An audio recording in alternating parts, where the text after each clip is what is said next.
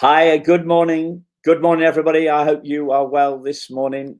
Today, I am joined by the lovely Priya. Priya is down in London, so a couple hundred miles south of me in York. But we were just catching up before went on the call and found out that we both went to the same university, albeit a few years. I went a few years before Priya to UMIST in Manchester, which doesn't exist anymore because it's been merged with Manchester University. So we were having a little trip down memory lane on that. So I'm just going to get straight into it today because I know a lot of parents are short of time, busy time of the year. I'm going to introduce you to Priya. Priya's going to introduce herself, and then she's going to talk about some of her insights about helping kids through anxiety about going back to school. So over to you, Priya. Lovely to see you. Hi, Simon. Thank you for having me. And yes, it was lovely speaking about UMIST. So for everybody else, I'm Priya Amlani, and I'm the founder of Amlani Coaching. I'm an anxiety specialist, and I work very, very closely with children and parents. And I work with individuals, teenagers, things like that. So when Simon asked whether I would come and do this live, I was quite grateful for it. And yeah, I'd love to share some of the strategies and tips about anxiety and how to manage that in your children. Yeah, fantastic. So we're trying to, as I was saying to Priya, we've done quite a few of these. We're trying to give everybody a different flavour because every child is different, every parent is different. Some people's approaches will resonate more than others. So we're trying to give you like a pick and mix, really. So what we saw yesterday was some people working on the really the really tiny details of confidence, about rehearsing what people do before they go to school. Next, the broader thing up a bit, looking at confidence in general, and then the bigger bit, like really big picture confidence, so that everybody can find their level, what's right for them, what's right for their child. So Priya, please just dive in. You've been doing this, you've been telling me you're doing this like 7-8 years. You've had you've grown the business steadily, left your other business behind doing optometry, and now you're doing this full time. So what would you like to share? What would you like to share in terms of these anxiety and coping with the anxiety strategies? So I think what I find most useful with all the parents that I work with, especially on the one-to-one and the few group things I've done, is that people don't always understand anxiety well. And if we can get to the understanding of what it is or how it presents itself in a child, then you can help them. And the way I like to work is maybe a little bit, yes, we do have some strategies we'll share with you, but about understanding, and then you can help the child feel resilient from within. They don't have to feel like they have to find it outside of themselves. So I think the first, You're talking my language. You're talking my language. Everybody wants strategies, but strategies don't always work. I think understanding, generally speaking, understanding is the basis, and then the strategy on top of that. Because strategies without understanding just don't land. They don't land with adults, and they don't land with kids. So you're talking my language. That's great. Good. I'm glad to hear that. So one of the main things about anxiety is I like to define what anxiety is. So anxiety is perceived threat. It's about something we think may happen. Yeah. Right? So you're thinking in the future, and then it's creating fear, and it's your thinking that's giving you the feelings. And for some children, it's so bad. Like I've been working with some children this week who've only just come on board because they've not been to school for 5 months. And then it's like sickness and tummy aches and crying and tears. And anxiety can be of various levels. It could be about the virus. It could be about friendship. It could be about my teachers changed. Will my best friend be in my class? Yeah. So there's so many specifics we could go into, but what we'll do is we'll keep it broad. So anxiety, as I said, is a perceived threat. And the way to recognize it in yourself as a parent or in your children are two things. One is you will hear a lot of concern. Mommy, what if this happens? Mommy, Dad, what if this? What if? So you get a lot of what if questions. Will my friend be there? What if I need the toilet? How will I wash my hands? What if I make a mistake and touch something? things like that. If that's virus related, or if it's friendship related, is what if they're not there? What if they don't play with me? Who will I sit with at lunchtime? Right? So you hear a lot of concerns in your question. And we'll talk about how to help children address that. And then the second way you present itself is avoidance. So I don't want to go to school. I don't want to go out. I don't want to do it. No, I can't. I don't want to do it. So if you recognize these two patterns in yourself or the children, then there's a level of anxiety. And in parents right now, we're seeing a lot of avoidance. You see questions on Facebook groups. You see posts about, are you sending your child to school? I'm not sure about sending my child to school quite yet. So that's anxiety presenting in a parent. And then unconsciously, as parents, we model this behavior to the children. Because children, especially the younger ones, and even the older ones actually, but learn best from modeling. So if you're very anxious about what's going to happen at school, your children will model that because they think it's normal. They look up to you. So I think it's about self-reflection and recognizing, if I'm feeling like this, what do I need to do? So the best way to cover or tackle anxiety is to take opportunities, right? And the way I like to explain it is with a metaphor of a climbing frame. If you're at school and you're a child, or your child is scared to get up the climbing frame, like, Mom, Dad, what if I break a bone? If you agree with them and you say, yeah, you could, you've just made their anxiety bigger. They're not going to go up. If they're scared to go up and you don't encourage them to go up the climbing frame, you've just made their anxiety bigger, because you've agreed with the perceived threat. Yeah. Okay. Yeah. So the trick is to help them take small steps where they can be successful and realize that they have everything in them to overcome it. Yeah. And it's creating those opportunities. Okay. Creating opportunities. So that's interesting, because I've always thought about anxiety as worrying about worrying. So it's interesting to hear a different take. But this is what you're talking about really is future thinking. So if the child is we don't want to negate, dismiss the child's concern. On the other hand, there's the kind of the need to, there's the empathy, there's the empathy side. So so where's the balance there? Or I don't think so. That's a really good question. And it's interesting you said we worry about worry. So some people are anxious about overthinking. I'm overthinking, right? But it's often... Yeah, me too. I get that quite a lot. Yeah, we all do, right? So, okay, let's talk about the balance. So we talk about 3 S's in the approaches that are used. I've done this training called Strengthening Families, Strengthening Communities, which is an evidence-based parenting course in the UK. And what's really interesting is they talk about building a child's characteristics, and you build the 3 S's, which is the self-esteem, self-regulation, and social competence. Right?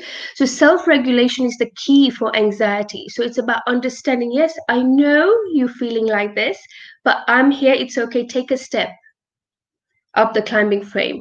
Mommy will be there. Your teachers will keep you safe. If it's about the virus, the school have done things. The government has done things to keep you safe and protect you. There are things in place. So take that step. You will be fine. Go see it for yourself. Yeah. So it's about listening. You name it to tame it, is what they say. You don't say, oh no, nothing will happen, because that's dismissing it. But if you like, oh my God, you're a bit worried, anxious, yeah, I know how you feel, or I would feel the same, that's not helping it. Just call what you're feeling, give it a name. I'm feeling worried, I'm feeling anxious, I'm feeling scared. Okay, how do we deal with it? Let's think about the solutions. Yeah. So it's like a neutral understanding, rather than getting in the whole of anxiety with them. It's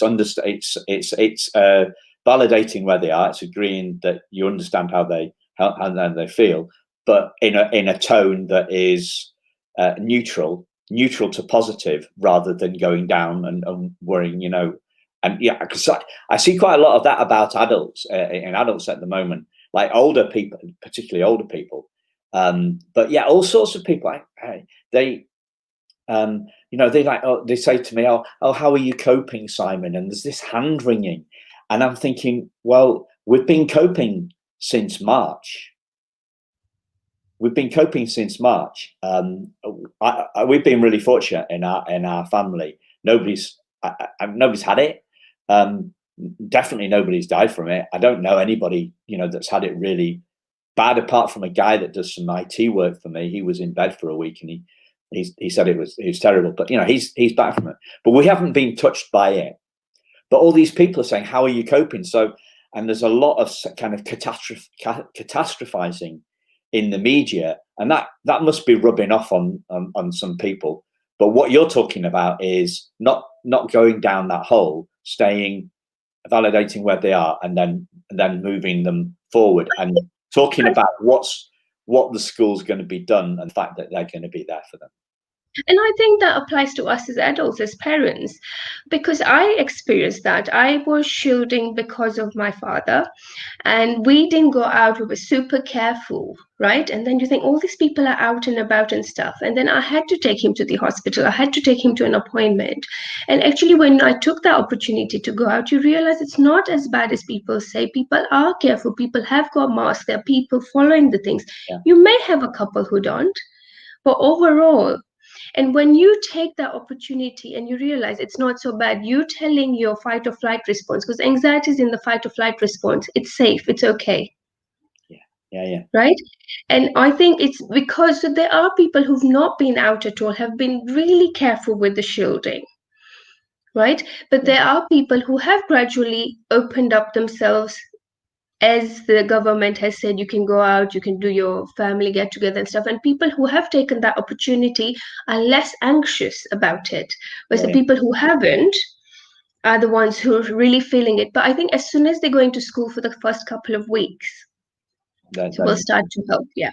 So what did you find the most useful from, the clients that you've been working one-to-one with, or in groups over the last couple of weeks, the parents and the children? What have you found the most useful bits of understanding, or maybe the bits that didn't work, or I don't know, just anything that, obviously we're talking to people on video here, but anything that you've learned, from this specific thing? Because my work is about overall confidence, helping parents inspire their kids to make their dreams come true, and it's tackling bullying and low level of confidence overall, not in this specific issue, challenging this specific, tackling this particular challenge. So what is it that you could share from that you think would be really useful for that? So like I mentioned about the 3 S's, building your child's self-esteem, helping them self-regulate, helping them recognize they can manage it. They don't need a teddy bear to make them feel better. It comes from within. It's the thinking about the teddy bear that gives them that feeling, not the teddy bear itself per se, right? So self-regulation, building the self-esteem, I can do it, and knowing social competence, that really helps. But saying that, and this helps with all areas, be it bullying or not feeling great, or friendship issues and things like that. But the main thing is, as parents, to recognize when your child is in that severe state, because you can have anxious feelings, or you can be in severe anxiety when you're really in your fight or flight, you're crying, you're upset. At that time, you don't do any logical stuff. So what I call it the listen, connect, logic step. So you really listen to your child, you get down to their level, you connect with them, you hug them, you hold them. Yeah. Be it for anxiety, be it for tantrums. Once they've calmed down, because they will calm down then you do all the logical bit. But if you're trying to explain things when they're in that state, it's not going in. They're in the fight or flight response. No. It doesn't work for anybody. Because we're in a fight or flight. We can't think logically. We only think in our prefrontal cortex, right? So I think it's about really understanding as a parent, taking a step back and saying, it's okay, I have anxieties, I'll learn to manage it. I'm not going to add to this. I'm going to help them understand. It's okay to feel what you're feeling, but let's find a solution out once you've calmed down. Yeah. So love first, logic second. Yeah, love first, logic second. I like that. Yeah. because I did have a meltdown actually early in lockdown, Yeah. with us just being with me and my wife being cooped up, and I'm used to working in the kitchen, you know, and she wanted to watch Boris, and I'm like, I really had to concentrate on something. So yeah, I was like, I was having a meltdown. So I went off to walk the dog, and then came back and set up my office in the other room. So it works for us adults too. You know, when we're in the heat of any extreme emotion, it's not the right time. And if my wife had tried to put some logic on me in that time, I'm sure that wouldn't have worked Right. at And all. you We all need a hit bit of it on space. the head. You have to, if you let it pass, all our feelings pass. They do. We just have to recognize that we get stuck in that thought and we spiral, and hence why we feel. But if we, for children, distract them, do some coloring, or just be with them, we let it pass. It will pass. You will calm down. Otherwise, if they're really, really struggling, for those who are very anxious, they're feeling sick, you do some mindfulness breathing, deep breathing, because the deep breathing will take you out of your reptilian brain into your prefrontal cortex. Yeah. Okay, that's great. So what are the question? I'm just thinking, what question haven't I asked? I like asking that question sometimes. What question haven't I asked? So I think one thing I would say that I want to add at this point is we have to be very careful as adults, and we see it a lot in social media, how we project the worries and things. So what I mean by this is, if something was happening, you go to school, your child goes to school, and another child came and hugged them or whatever, it's very important to teach our children that it's okay. I can take a step back and say, no, you forgot. It's okay. Let me be away. Because we often blame a lot in front of the children. The school didn't do this. That child should have known better. That parent didn't teach their child. How dare they know? The government hasn't done this. And when we're in that blame, we're not in control of the problem. We've given the power to somebody else. So one learning that I would like all the parents to take away with this is, yes, there might be people doing things wrong and we're not happy with it, but what can I do? Am I assertive enough? Have I taught my children to be assertive enough and say, no, that's not right. Please pick up your litter. You shouldn't leave your mask down there. Do you know what I mean? It's that personal responsibility. And I think if we all make that little change ourselves, Yeah. and then that helps. And we call that false pride and true pride, taking pride in what I can do rather than taking pride in you did that wrong. Okay. Yeah. There's a lot of blame, isn't there? Yeah. There's a lot of blame, and I think I think that even Boris hasn't taken a lot of responsibility. So all the decisions that the politicians made are judgments, and but he said it's all based on the science. Well, the science is the same. You know, scientific facts are scientific facts, if that's what we're led to believe. But every country has handled it different. A lot of countries have said we're talking about the science, so it can't be the science. But Boris hasn't had the guts to say, look, I have to make some tricky decisions, and I'm weighing up the whole thing. He's kept on saying it's the science, it's the science, it's the science, because then we can't blame him. You know, we can't blame him. He's blaming the science rather than saying We're getting into that conversation. So instead of saying that Boris is doing this or Boris is doing that, I think what we have to do is say, okay, he's done what he knew best at that time. Yeah. With the advice he was given, but let's take a step back and what works for our family and what is working for us, keeping within the law and the guidelines, right? Let's empower our children to think. What do you think about that? What are your thoughts about this? Rather than he did this wrong, so nobody can blame him. I think that's going down the false pride. What we want to do. That's what we're being fed, though, isn't it? We're as you say, on social media, in the newspaper, there is that blame. I started doing it. Without realizing.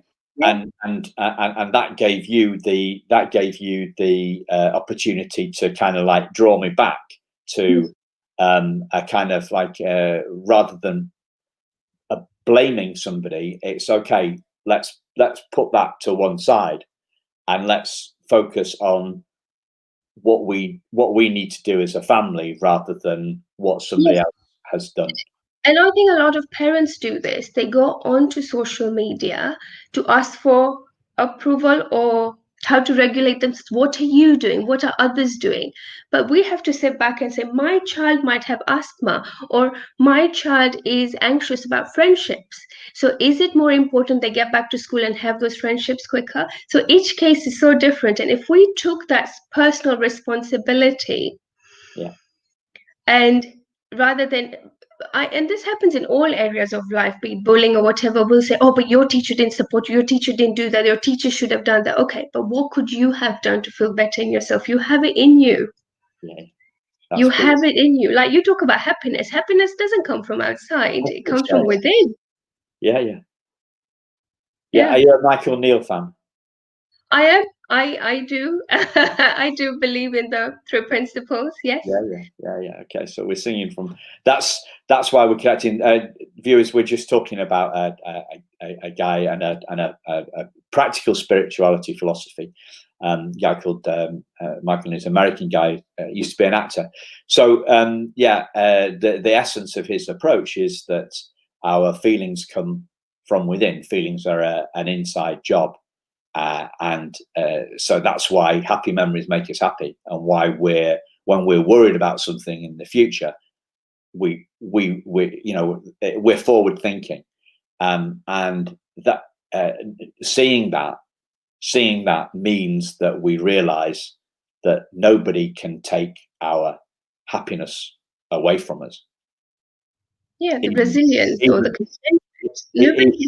Even Boris. No, not even Boris. Nobody can take it away. So, Priya, please, you've got a website and you've got a Facebook group. Please tell the viewers how they can get in touch with you. Yeah. So I have a website. It's called amlanicoaching.com. We'll put it in the comments later.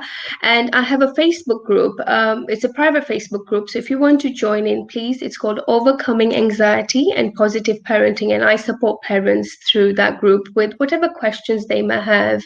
I run occasional lives like this, not as many as you, Simon, but I do run occasional lives and answer questions and things like that and share information and things in there. So people are welcome to join there, and they can message me either my private Facebook, Priya Amlani, or through my website. That's great.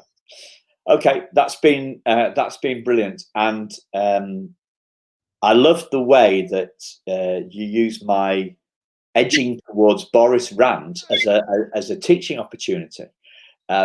Because I was thinking how smart I was being, and then I hadn't realised it at all. We all kind of like we all fall into these little traps. We all have these lapses. So do I, Simon. But it's being. What can we do? What if we could take what's going on as a learning opportunity? This is a learning opportunity. This is the start of realizing something like this idea, there's starting to get an idea that our feelings come from our thoughts, and that's the only place that they come from. So we are truly empowered for as long as we can see that. And we all lose sight of it. I lost sight of it. I've lost sight of it, 5 minutes ago. So I did at the beginning of the lockdown. I was not seeing clients and stuff. And then you have to bring yourself back. And we all have moments. We'll all lose it. Nobody can be perfect all the time. We always transition from one to another. And I did. First few weeks, I'm like, what do I do with myself? I'm used to just seeing people face to face. But then being flexible and curious, I really grew. And I thought, Zoom and StreamYard and lives and, so taking the opportunity, So yeah, if we could take this opportunity, if we could take this, the going back to school as an opportunity to learn something new about ourselves, about anxiety, about confidence, about where feelings come from, and helping our child realize that too. Wouldn't that be great? And wouldn't that be a great kind of contrast to the way that most people are seeing this? You know, and isn't that a lot more empowering? And isn't that what we want for our kids? You know, to be, and ourselves to be empowered like that, rather than moaning about Boris like I did 10 minutes ago. I'm so sorry, Simon. You're not gonna forgive me for this one, are I you? know. I think I'm glad I did it. I'm glad I did it. In the same way, you know, like when I talk to parents and I've talked to kids, I talk about me being bullied. It felt pretty horrible at the time, but it's a great empathy builder and it's a great connection builder, because you've been there, you've been in the trenches, and we can show people. I'm mixing lots of metaphors here. We can show people light at the end of the tunnel. We've been in the tunnel. We felt how people feel, and we can show them the light afterwards. You know, and the crucial bit, I talk about bully proofing, and bully proofing is realizing that nobody can actually upset us. It just looks like they can. It's a very compelling illusion, but it is. It's interesting you say that, because I was bullied very much as a child. And the reason I had my transition was I thought, what would happen if I had these skills as a child? And hence why I started working with children, because I learned this. I start with NLP and then I go into 3 principles and things like that. And I learned this and I thought, oh my God, if I knew this as a child, what would life have been like at that time? Hence why I started the change of career. Yeah. Well, we followed a very similar path, whether it's you or the 3 principles. I did a week's NLP. It didn't really work for me, NLP. I didn't work, but the 3 principle stuff definitely works for me. Yeah. And I was just going to say, how just to finish off, how do you see children's readiness to take on what we're talking about now, in terms of this feelings come from thoughts, compared to adults? How do you see the readiness that parents and kids? Children are more receptive because they don't have so much cover and they've not had so many beliefs and values over their lifetime. You do have some children who really struggle if they've come from traumatic families and things like that. And you have to take them slowly. And hence why I use both, because you help them have some tools and techniques to start feeling good. And then when they feel better, you transition them to understanding the whole thing. I combine that, because some people are not ready. Like if they've been through trauma and you say, well, that was your thinking. That's not going to work. It doesn't work at all. You have to help them understand, find that within them, that I can be assertive and make right decisions to get away from that situation or get help, or, say stop. And then once they start to feel a bit empowered, so like I said, with the opportunity, always build your children up for a little bit of successes at a time. And when they start to feel that success and they think, oh yeah, I could do that, then they're open to bigger picture and bigger spiritual solutions. Yeah. Okay. That's brilliant. Thanks a lot, Priya. This has been a beautiful conversation. I hope the viewers have just liked it too. Yeah, thank you. Okay. Speak to you soon. Take care. Bye-bye. Bye. Bye.